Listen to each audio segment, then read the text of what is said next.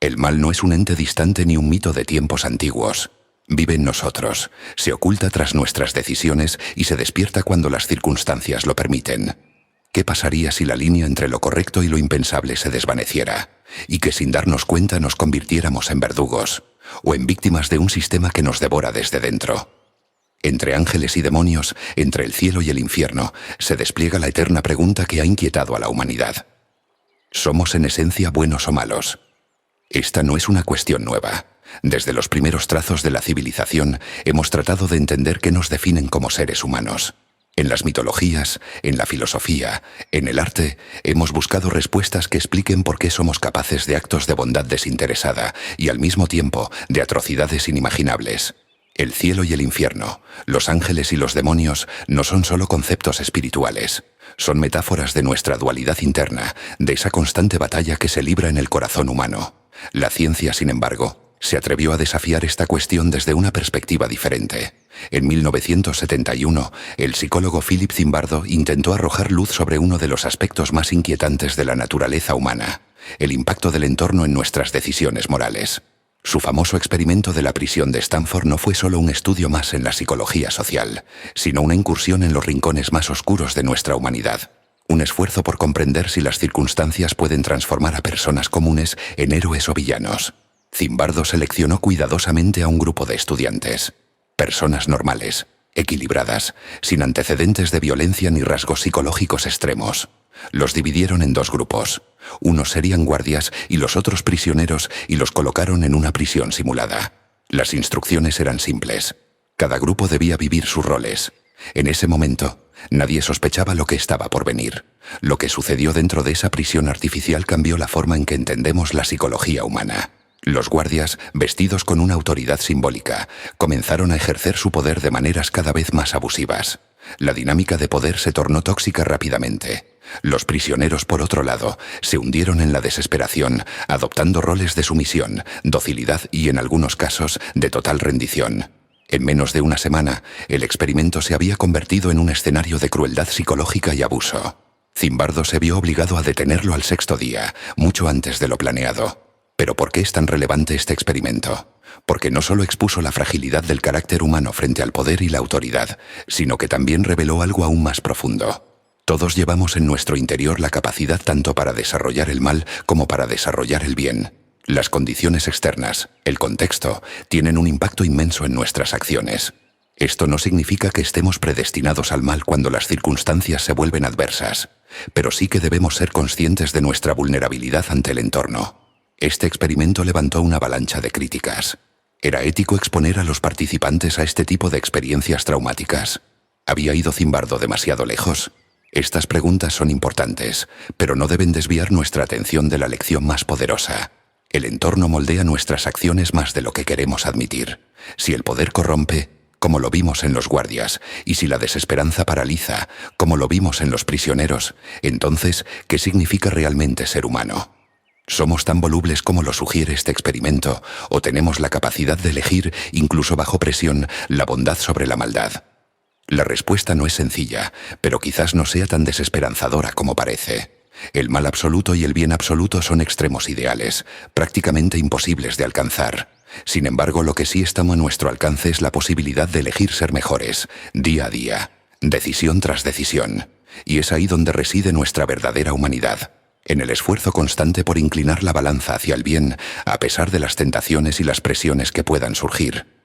El experimento de Zimbardo no es solo un estudio psicológico, es un llamado a la reflexión. Nos desafía a mirar dentro de nosotros mismos y a cuestionar nuestras propias decisiones y comportamientos. ¿Cómo reaccionaríamos si nos otorgaría un poder absoluto sobre los demás? ¿Podríamos resistir la tentación de abusar de ese poder? ¿Y qué haríamos si nos encontráramos en el lugar de los prisioneros? Estas preguntas no solo son académicas, son profundamente personales, porque aunque la mayoría de nosotros nunca estará en una prisión simulada, todos enfrentamos en algún momento situaciones en las que nuestras elecciones reflejan quiénes somos realmente. Esta reflexión nos lleva a otro punto crucial: el papel del entorno en nuestras vidas. Si el contexto puede sacar lo peor de nosotros, también puede inspirarnos a ser nuestra mejor versión. Esto significa que tenemos una responsabilidad, no solo con nosotros mismos, sino también con la creación de entornos que fomentan la empatía, la compasión y la justicia. Ya sea en nuestras familias, en nuestros lugares de trabajo o en nuestras comunidades, podemos construir espacios donde la bondad sea la norma, no la excepción. Pero no nos equivoquemos. Esta no es una tarea fácil. Elegir el bien requiere esfuerzo, autoconciencia y a menudo valentía. Requiere resistir la tentación de ceder a la indiferencia, al egoísmo y a la comodidad de seguir el camino fácil. Significa actuar con integridad incluso cuando nadie está mirando. Porque la verdadera prueba de nuestro carácter no está en lo que hacemos cuando todo va bien, sino en cómo respondemos cuando enfrentamos desafíos. El legado del experimento de Zimbardo es una lección poderosa y urgente. Todos tenemos la capacidad de cambiar, para bien o para mal. No somos prisioneros de nuestras circunstancias, pero tampoco somos inmunes a ellas. En última instancia, lo que define quiénes somos no es lo que encontramos en nuestro interior, sino las decisiones que tomamos a partir de ello. Así que la pregunta no es si el bien o el mal reside en el corazón humano. La verdadera pregunta es, ¿qué elegiremos alimentar? Cada día nos enfrentamos a esta decisión. En cada interacción, en cada momento de duda, en cada oportunidad de hacer el bien o mirar hacia otro lado, elegimos qué tipo de personas queremos ser. Y aunque nuestras elecciones individuales puedan parecer pequeñas, juntas tienen el poder de cambiar el mundo. ¿Qué eliges tú? ¿El mal silencioso de la indiferencia o el bien valiente de la acción? Porque en esa elección, en esa lucha diaria, reside la esencia de nuestra humanidad. El mal no es un misterio reservado para figuras históricas distantes o para relatos mitológicos que narran luchas entre dioses y demonios.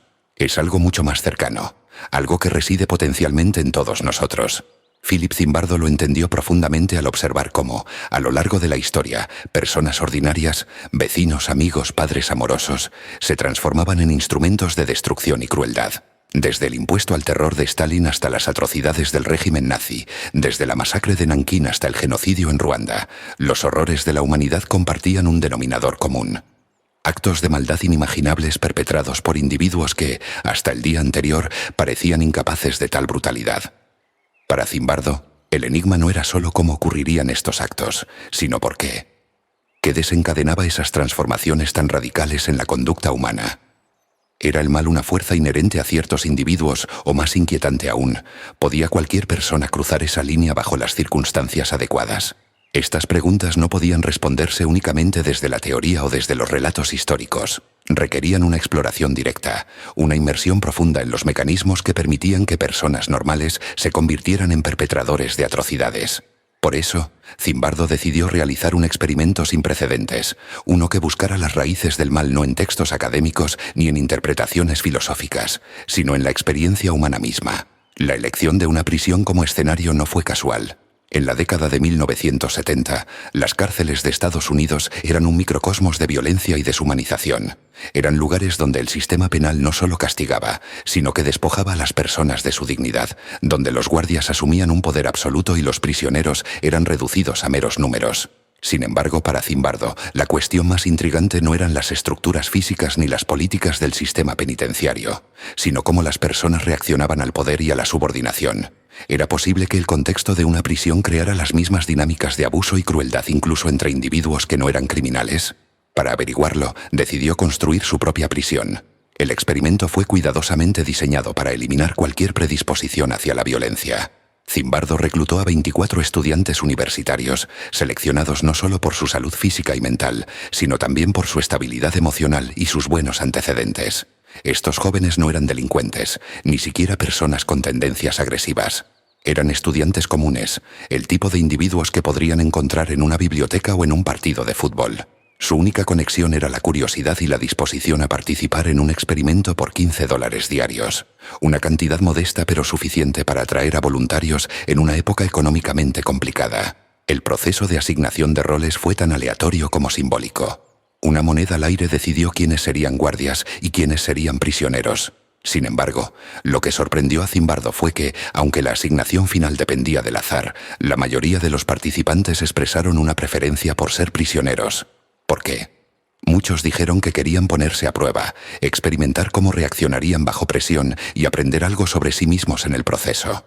Esta elección inicial revelaba ya un aspecto fascinante de la naturaleza humana, una inclinación a buscar desafíos que confrontan nuestra identidad, incluso cuando eso implica cierta vulnerabilidad. Pero lo que distinguió a este experimento de cualquier otro fue el nivel de realismo que Zimbardo introdujo. No se trataba simplemente de asignar roles y pedir a los participantes que actuaran como guardias o prisioneros. Zimbardo quería que vivieran sus papeles, que se sumergieran completamente en la experiencia.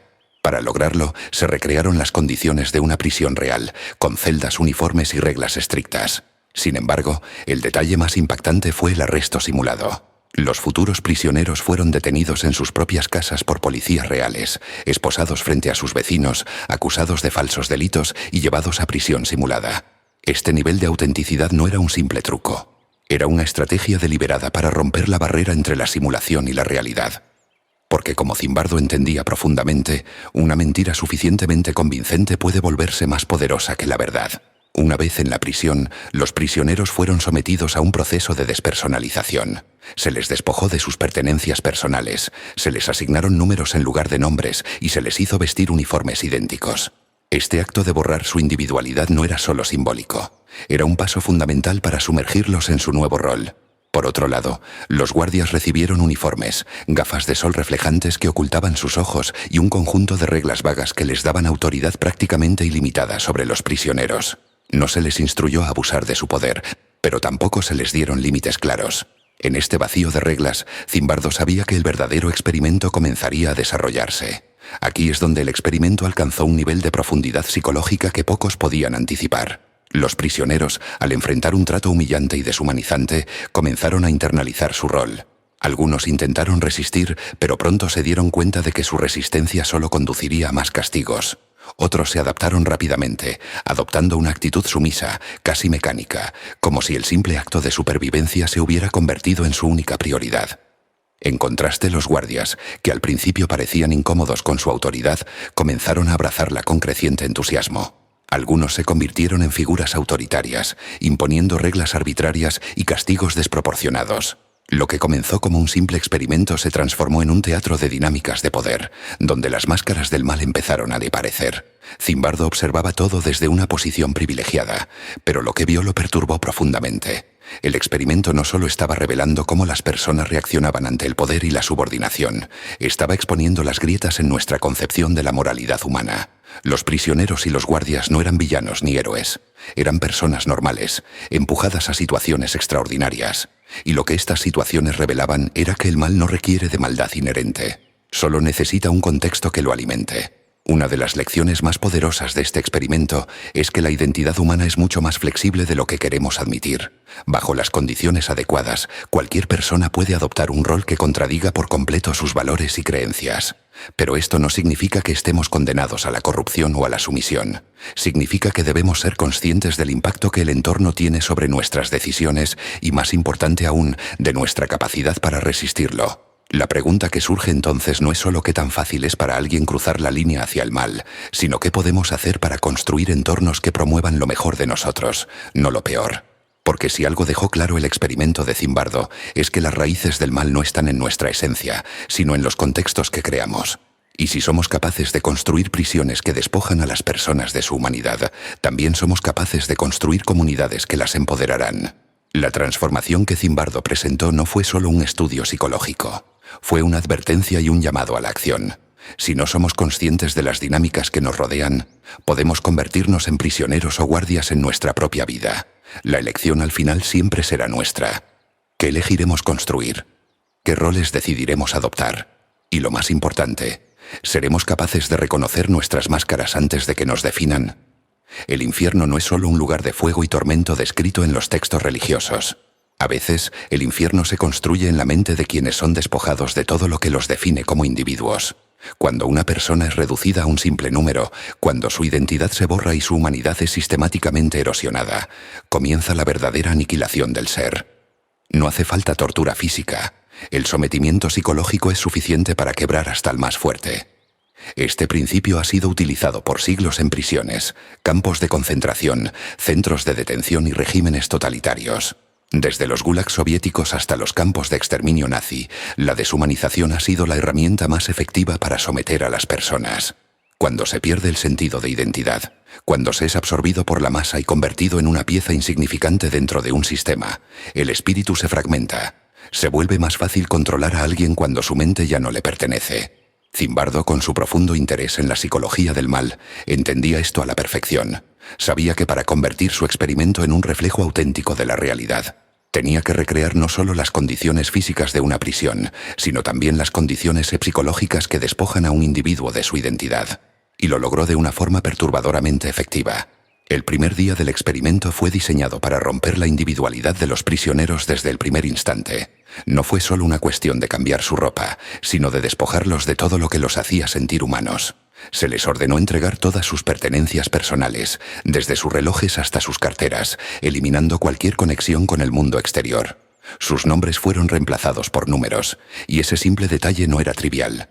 Al despojarlos de su nombre, se les despojó de su identidad. Ya no eran personas, eran prisioneros sin rostro. Además, los estudiantes que asumieron el rol de prisioneros fueron obligados a usar gorros de media en la cabeza para simular que habían sido rapados, algo que históricamente se ha utilizado como una técnica de sometimiento y humillación. La cabeza rapada es un símbolo de control, de pérdida de autonomía. Desde los campos de concentración hasta las prisiones modernas, este acto ha servido para enviar un mensaje claro. Ya no eres dueño de ti mismo. Para reforzar aún más esta sensación de deshumanización, se les colocaron pesadas cadenas en los tobillos, incluso cuando dormían. No eran necesarias en un experimento donde no había peligro de fuga, pero sí eran necesarias psicológicamente. Cada movimiento, cada paso que daban, estaba acompañado por el sonido metálico de su esclavitud. Un recordatorio constante de que ya no eran libres, ni física ni mentalmente. Pero lo más impactante de todo fue la exigencia de que se llamaran unos a otros por sus números en lugar de sus nombres. Este pequeño pero poderoso detalle fue clave para la transformación psicológica. El lenguaje moldea la realidad, y al referirse a sí mismos como números, reforzaban su propia despersonalización. Un ser humano que ya no se identifica como tal está un paso más cerca de aceptar cualquier cosa que le impongan. A medida que pasaban las horas, la transformación en los prisioneros se hizo evidente. Algunos intentaron resistirse inicialmente, pero pronto descubrieron que la resistencia traía más castigos. El miedo y la desesperanza comenzaron a filtrarse en su psique. Sabían que estaban en un experimento, sabían que podían salir cuando quisieran, pero el peso de la autoridad y el contexto comenzó a distorsionar su percepción. Se sintieron atrapados, aunque la puerta siempre estuvo abierta. Este es uno de los aspectos más inquietantes de la mente humana. Cuando nos enfrentamos a la opresión prolongada, podemos llegar a aceptarla como un estado permanente, incluso si existe una salida. Zimbardo observó con fascinación y horror cómo los prisioneros comenzaron a perder su voluntad propia. El lenguaje corporal cambió. Algunos comenzaron a caminar encorvados, a moverse con lentitud, a evitar el contacto visual con los guardias. Se convirtieron en sombras de lo que eran apenas un día antes. Lo que antes eran estudiantes seguros de sí mismos ahora eran prisioneros que aceptaban órdenes sin cuestionar, que obedecían sin pensar, que bajaban la cabeza con miedo. Pero lo más inquietante no era solo la transformación de los prisioneros, era la transformación de los guardias. Mientras los prisioneros eran despojados de su identidad, los guardias vivían el proceso contrario. Su sentido de poder se expandía. Vestidos con uniformes caqui y gafas de sol reflejantes que ocultaban sus ojos, comenzaron a sentirse diferentes. Ya no eran solo estudiantes jugando un rol, eran figuras de autoridad con un poder absoluto. Y lo más aterrador de todo es que comenzaron a disfrutarlo. Zimbardo lo describió de manera simple pero aterradora. Tememos el mal, pero nos fascina. Y es cierto. Hay algo en el poder que despierta una parte de nosotros que normalmente permanece oculta. No se trata solo de dominación, sino de la euforia de sentirse por encima de los demás. El poder absoluto es una droga peligrosa, y en el experimento de Zimbardo se convirtió en un catalizador de comportamientos inesperados. Cuando uno de los prisioneros sonrió durante los rituales de humillación, los guardias lo tomaron como un desafío. En su mente la sonrisa no era una simple reacción humana, sino una afrenta contra su autoridad. No podían permitirlo. La obediencia debía ser total, y cualquier muestra de resistencia debía ser erradicada de inmediato. La respuesta fue brutal. Los guardias comenzaron a castigar a los prisioneros con reglas arbitrarias. Para asegurarse de que comprendieran su lugar, los obligaron a recitar las normas de la prisión repetidamente, hasta que se las supieran de memoria. Este tipo de adoctrinamiento es una herramienta clásica de sometimiento psicológico. La repetición constante de normas elimina el pensamiento crítico, refuerza la autoridad y normaliza la sumisión. Además, los prisioneros debían dirigirse a los guardias con el título de «Señor Oficial del Correccional». Este tipo de jerarquización extrema no tenía otra función más que la de reforzar la desigualdad. El lenguaje formal impide la cercanía humana, crea distancia y refuerza la idea de que el guardia es superior y el prisionero es inferior. Pero bajo esa aparente cortesía, lo que realmente se estaba gestando era un resentimiento profundo.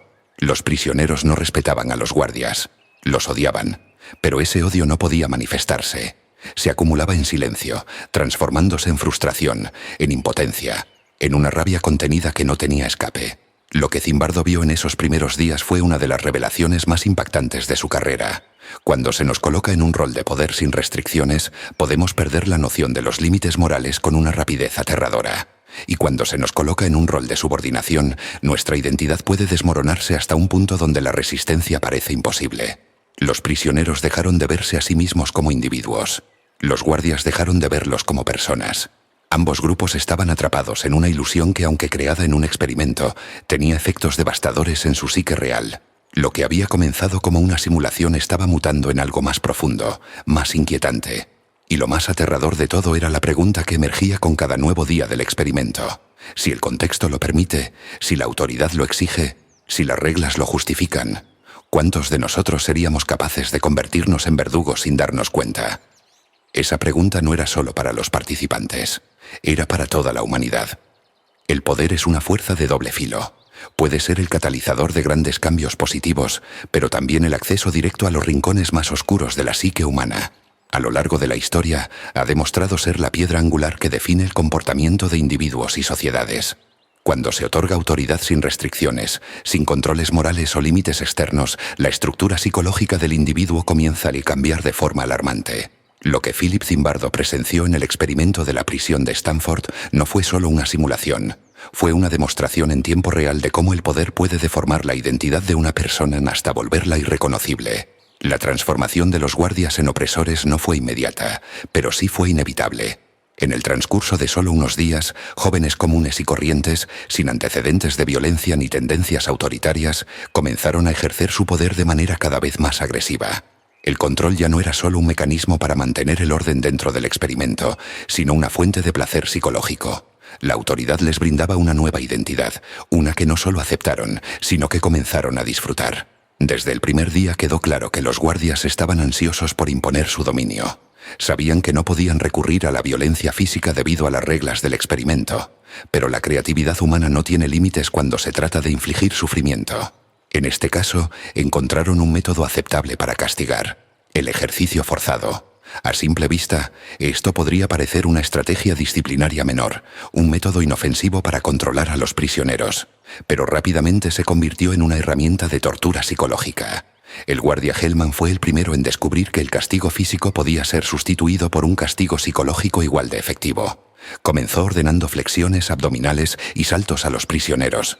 Pero pronto el ejercicio dejó de ser una simple actividad física para convertirse en un ritual de sometimiento. No se trataba de fortalecer a los prisioneros, sino de debilitarlos, de demostrarles que cada aspecto de su cuerpo y mente estaba bajo el control de los guardias. La crueldad se refinó con rapidez. Las órdenes comenzaron a volverse imposibles de cumplir. Se les ordenaba saltar sin hacer ruido, a pesar de que las cadenas en sus tobillos lo hacían inevitable. Se les pide mantenerse en posiciones dolorosas durante largos periodos de tiempo, sin derecho a moverse o descansar. Peor aún, el ejercicio debía ser acompañado de una humillación constante. Mientras realizaban estas tareas agotadoras, se les obligaba a cantar canciones infantiles o a recitar las reglas de la prisión una y otra vez, hasta que sus mentes se desconectaran de la realidad. Aquí entra en juego un elemento fundamental del abuso de poder: la arbitrariedad. Cuando las reglas carecen de lógica o son constantemente modificadas, la víctima pierde cualquier sentido de estabilidad o previsibilidad. En este caso, los prisioneros nunca sabían cuándo serían castigados ni por qué. Algo tan simple como sonreír podía ser suficiente para recibir una sanción. El miedo constante a lo impredecible los mantenía en un estado de alerta y ansiedad extrema. No había lógica en el castigo, porque la lógica les habría permitido adaptarse. Y los guardias no querían adaptación, querían sumisión. Uno de los aspectos más perturbadores del experimento fue la falta de resistencia de los prisioneros. Se podría pensar que en una situación tan extrema, el instinto de supervivencia los llevaría a rebelarse. Pero lo que ocurrió fue lo contrario. Hellman, en sus reflexiones posteriores al experimento, admitió que esperaba encontrar un punto en el que los prisioneros se resistieran con todas sus fuerzas. Pero ese punto nunca llegó. ¿Por qué? Porque la opresión, cuando es sostenida en el tiempo y aplicada de manera sistemática, conduce a un estado de indefensión aprendido. Este concepto, desarrollado por el psicólogo Martin Seligman, explica cómo los seres humanos, cuando se ven expuestos a circunstancias de sufrimiento donde cualquier intento de resistencia es castigado, aprenden a dejar de luchar.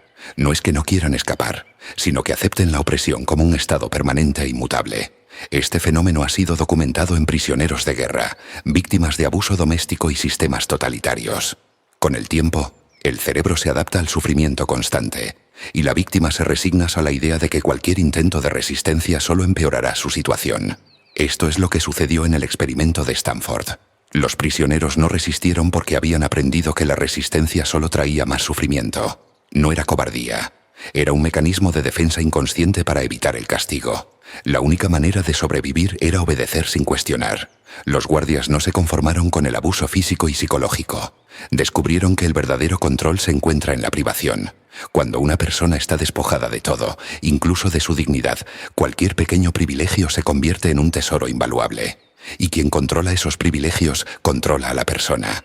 La privación del sueño fue una de las tácticas más crueles empleadas en el experimento. Los prisioneros eran despertados en mitad de la noche sin motivo alguno, obligados a formar filas, a recitar reglas y a soportar castigos absurdos. A medida que pasaban los días, la falta de descanso comenzó a afectar su salud mental. Las alucinaciones, la confusión y la desesperación se convirtieron en parte de su realidad. Está científicamente demostrado que la privación del sueño afecta la memoria, la percepción y el juicio racional. En estados de agotamiento extremo, la mente humana se vuelve altamente sugestionable y vulnerable a la manipulación. La privación del sueño ha sido utilizada por décadas como una táctica de tortura en interrogatorios militares y en regímenes totalitarios porque destruye la capacidad de pensamiento crítico. Pero los guardias no se detuvieron allí. El agujero fue su táctica más despiadada. Esta pequeña celda de confinamiento solitario era el castigo definitivo. Privados de luz, de movimiento, de contacto humano, los prisioneros que eran enviados allí sufrían un colapso emocional casi inmediato. La privación sensorial es una de las formas más devastadoras de tortura psicológica. Sin estímulos externos, el cerebro humano comienza a distorsionar la realidad. La percepción del tiempo se desvanece, la ansiedad se convierte en terror y la mente busca cualquier forma de escape, incluso si eso significa rendirse por completo. Aunque las reglas del experimento establecían que nadie debía permanecer en el agujero más de unas pocas horas, los guardias pronto comenzaron a ignorar estas restricciones. La rebelión de los prisioneros los hizo sentir que su autoridad había sido desafiada, y su respuesta fue intensificar la represión. Aquellos que osaban resistir eran castigados con periodos más largos de aislamiento, hasta que la desesperación los quebrara. El experimento de Stanford demostró algo que la humanidad se ha negado a aceptar durante siglos. El mal no es exclusivo de ciertos individuos. No nacemos crueles, pero en las circunstancias adecuadas, todos podemos convertirnos en verdugos. Lo más aterrador de este experimento no fue la brutalidad de los guardias, sino la rapidez con la que se transformaron en opresores.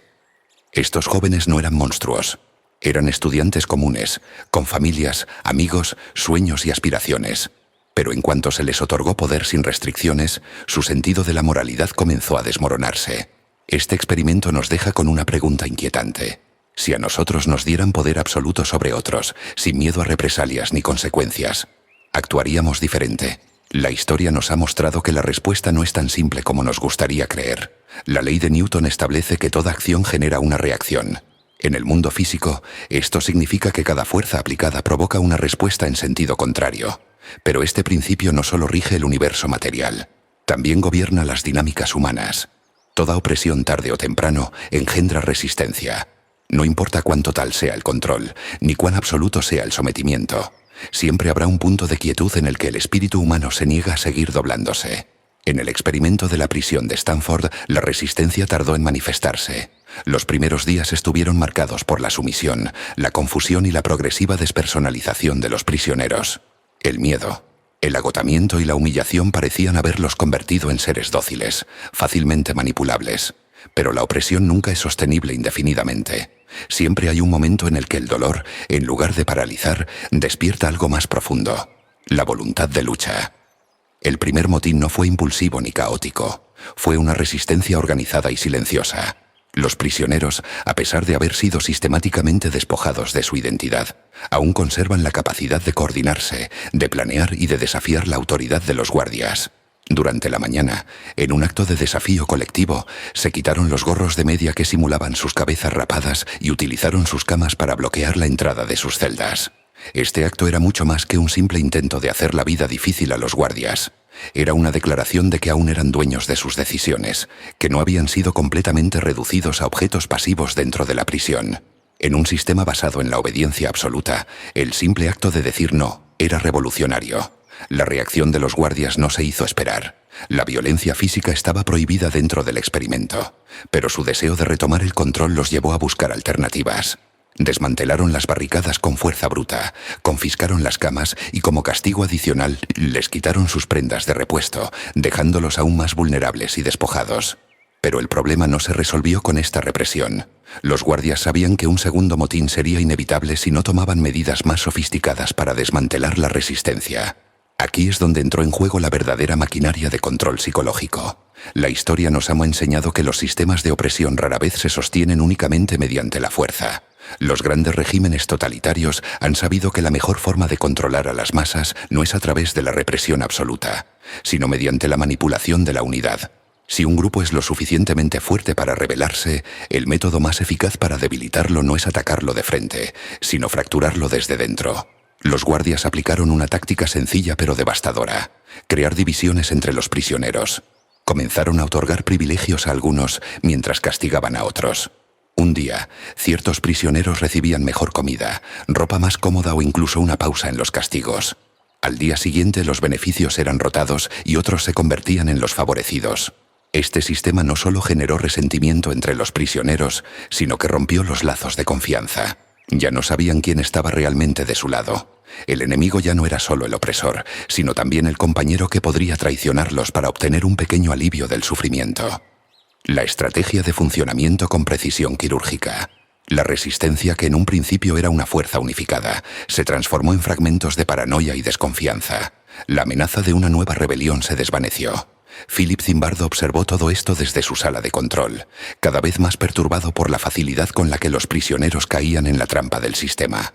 El experimento, que en teoría era solo una simulación, se había convertido en una representación escalofriante de cómo operan las estructuras de poder en el mundo real. Sin embargo, no todos los prisioneros sucumbieron al miedo y la manipulación.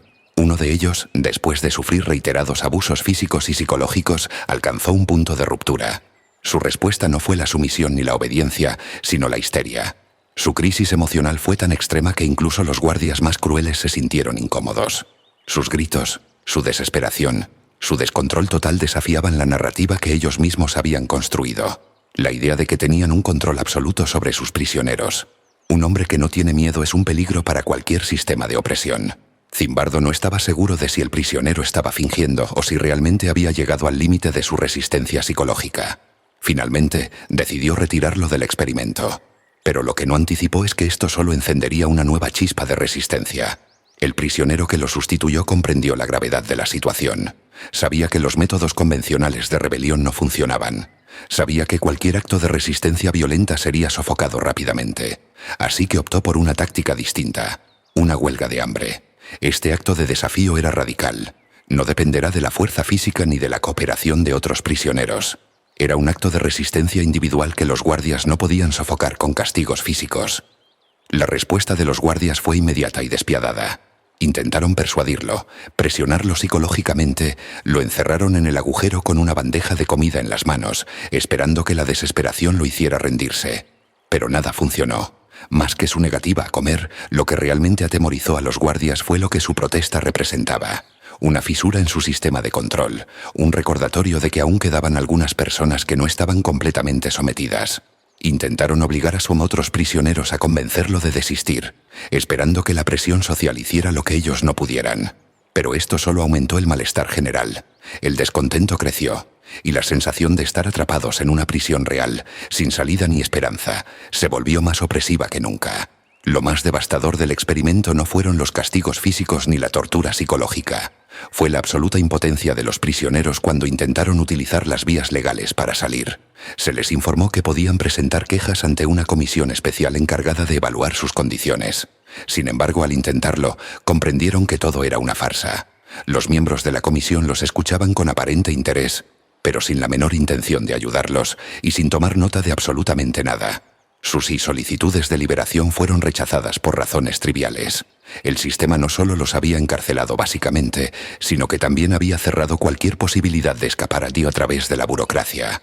Aquí fue cuando el experimento dejó de sentirse como un juego psicológico y se convirtió en una realidad aterradora. Los prisioneros ya no estaban en una simulación. En sus mentes estaban atrapados en una prisión real, sin justicia, sin salida y sin esperanza. En cada sistema opresivo, por más brutal que sea, siempre hay quienes encuentran una manera de desafiarlo. El heroísmo no siempre es una gran hazaña. A veces es simplemente la decisión de no rendirse, de no dejar que el miedo apague la última chispa de dignidad que queda dentro. Lo que Zimbardo presentó no fue solo un experimento. Fue un reflejo escalofriante de la lucha eterna entre el poder y la resistencia humana. Y la pregunta más perturbadora de todas era, si estuviéramos en su lugar, ¿cómo reaccionaríamos nosotros? El heroísmo rara vez es glorioso. No siempre ocurre en el campo de batalla ni bajo los reflectores del reconocimiento público. Ser un héroe, en la mayoría de los casos, es doloroso, aterrador e incluso desgarrador. En un mundo donde la opresión y el abuso pueden parecer la norma, el acto de resistir, de no ceder al miedo, se convierte en un desafío monumental. El experimento de la prisión de Stanford puso a prueba los límites del poder, la obediencia y la moralidad. Pero también nos mostró que incluso en los entornos más oscuros, la humanidad nunca se extingue por completo. Entre la sumisión y el abuso surgieron pequeños actos de valentía, diminutas chispas de resistencia que, aunque no derribaron el sistema, demostraron que la opresión nunca puede ser absoluta. A lo largo de la historia, el heroísmo ha sido una fuerza subestimada en los momentos de mayor crisis. Los grandes cambios no siempre comienzan con gestos grandiosos, sino con pequeñas decisiones de individuos que eligen actuar, incluso cuando parece inútil. En el experimento de Zimbardo, aquellos que se atrevieron a desafiar el sistema no eran superhéroes ni líderes revolucionarios. Eran simples estudiantes que, en un entorno diseñado para aplastarlos psicológicamente, se negaron a ceder completamente. Uno de los castigos más inhumanos dentro del experimento fue el uso del agujero, un espacio reducido, completamente oscuro y sin contacto con el exterior. El objetivo no era solo el aislamiento físico, sino la destrucción psicológica. Un prisionero que había iniciado una huelga de hambre como protesta contra la brutalidad de los guardias fue arrojado allí por varias horas. Pero en un giro perverso, los guardias ofrecieron una opción a los demás prisioneros. Podían reducir el tiempo de castigo del recluso si entregaban sus mantas. Aquí se presentó un dilema moral de enorme peso. Las mantas eran uno de los pocos bienes que les quedaban, un escudo mínimo contra la sensación de vulnerabilidad absoluta. Entregarlas significaba sufrir aún más frío y malestar en un entorno donde cada pequeña comodidad tenía un valor inmenso. La mayoría decidió no ceder, no porque fueran insensibles, sino porque su propia supervivencia estaba en juego.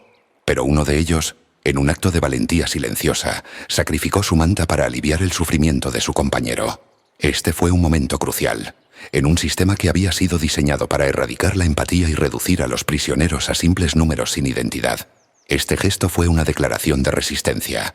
Demostró que la opresión puede ser fuerte, pero la compasión sigue siendo más poderosa.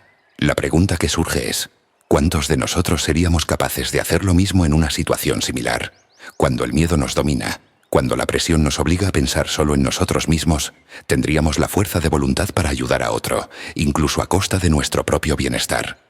Otro prisionero demostró su valentía de una manera diferente.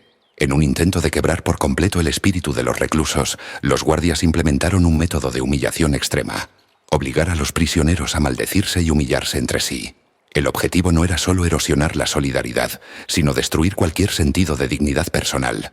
Uno de los prisioneros fue sometido a una orden simple pero devastadora: insultar y degradar públicamente a uno de sus compañeros. Se trataba de una táctica psicológica cruel, porque si obedecía, traicionaba su propia moralidad, pero si se negaba, enfrentaría un castigo severo. Y se negó. En un entorno donde la mayoría había sido llevada a un estado de sumisión total, su negativa fue un acto de resistencia radical. No gritó, no se rebeló físicamente, pero al no ceder a la orden, hizo tambalear el control de los guardias. Este acto tiene una lección profunda. El sometimiento total no solo ocurre cuando una persona obedece órdenes, sino cuando empieza a actuar en contra de su propia conciencia. El verdadero poder de un sistema autoritario no está en las armas o en los castigos, sino en hacer que sus víctimas se conviertan en parte de su propia opresión. Al negarse a humillar a su compañero, este prisionero no solo protegió la dignidad del otro, sino que también preservó la suya propia.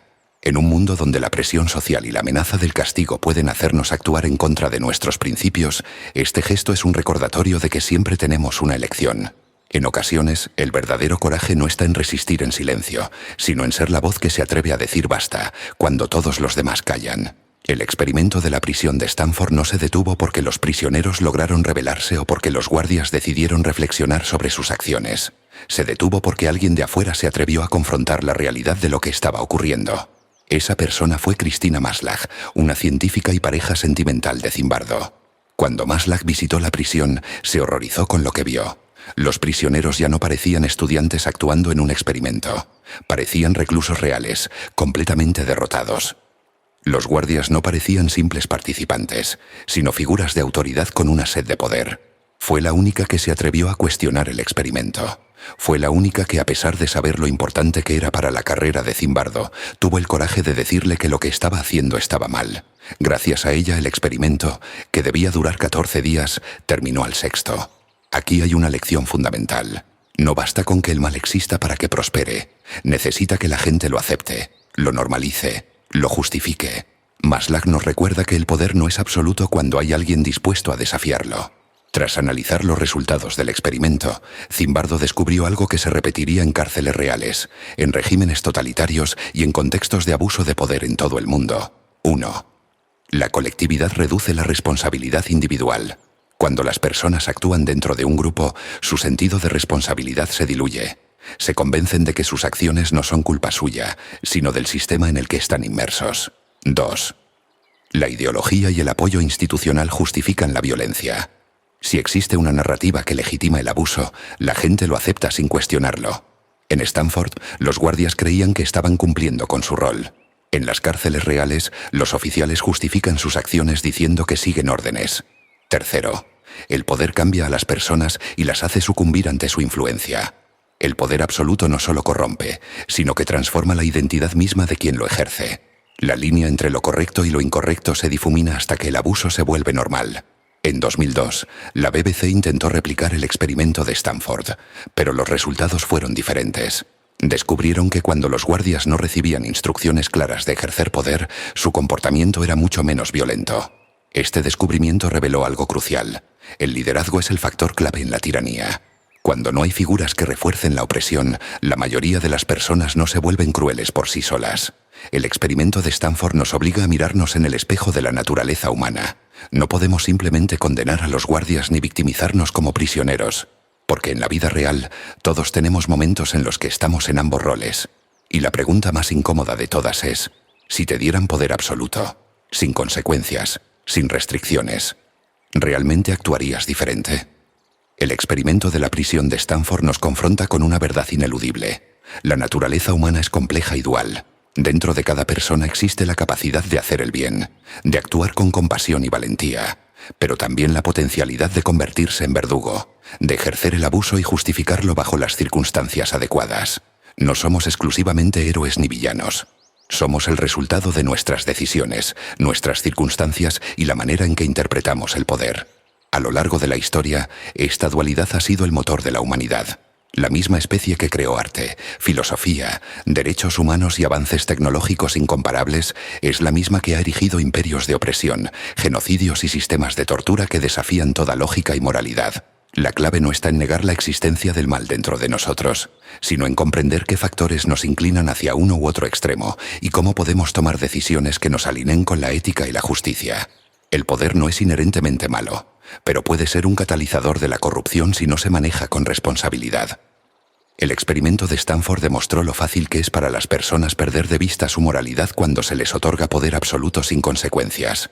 La ausencia de límites, la deshumanización del otro y la validación de la autoridad generan un entorno en el que el abuso se normaliza. Philip Zimbardo identificó 3 factores claves que influyen en la transformación moral cuando se está en una posición de poder. 1. La colectividad reduce la responsabilidad personal. En un grupo, el sentido de responsabilidad se difumina. Cuando todos lo hacen, la culpa se diluye y el individuo siente que sus acciones no dependen de su propio juicio, sino de la dinámica grupal. Este fenómeno se explica desde el comportamiento de los guardias en el experimento hasta las atrocidades cometidas en regímenes totalitarios. 2. El respaldo institucional justifica la obediencia. Cuando una figura de autoridad avala ciertos comportamientos, las personas los adoptan sin cuestionarlos. Si la violencia, la opresión o la deshumanización son parte de la estructura del poder, muchos aceptarán estas normas sin reflexionar sobre su moralidad. 3. El poder se convierte en una droga. Tener control sobre otros puede generar una sensación de euforia. La falta de supervisión y consecuencias puede hacer que incluso individuos moralmente íntegros comiencen a justificar sus acciones dentro del marco de cumplir con su deber o seguir el orden. La pregunta clave no es si el poder corrompe, sino cómo se debe estructurar para que no se convierta en una herramienta de abuso. El poder sin control no solo degrada a quien lo recibe, sino que destruye a quienes lo padecen. A pesar de la facilidad con la que las personas pueden ser manipuladas para cometer actos cuestionables, el experimento también reveló otra gran verdad. El heroísmo existe, incluso en los entornos más oscuros. El heroísmo no es la ausencia de miedo, sino la decisión de actuar a pesar de él.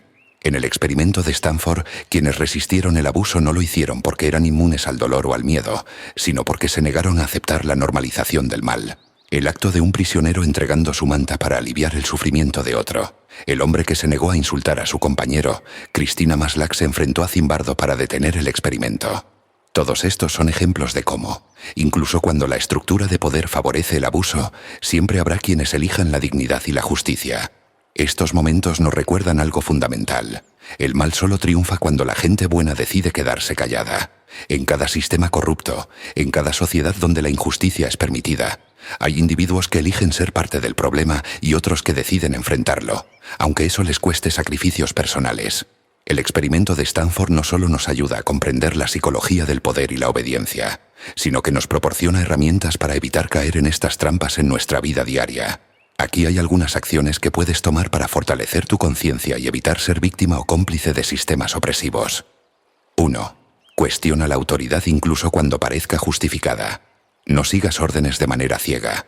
Si algo no te parece correcto, pregúntate por qué. Evalúa las consecuencias de tus acciones y asume tu responsabilidad individual. 2. No permitas que la colectividad justifique lo injustificable.